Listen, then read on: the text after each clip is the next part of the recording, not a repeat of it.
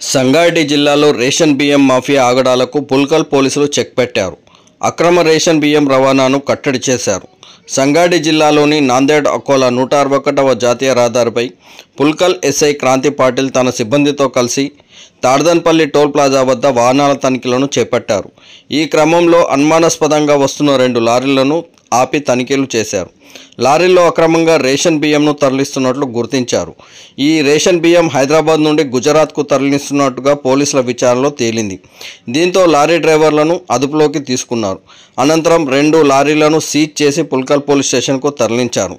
ఈ సమాచారాన్ని పుల్కల్ ఎస్ఐ క్రాంతి జిల్లా పౌర సరఫరాల అధికారులకు అలాగే విజిలెన్స్ అధికారులకు సమాచారాన్ని అందించారు.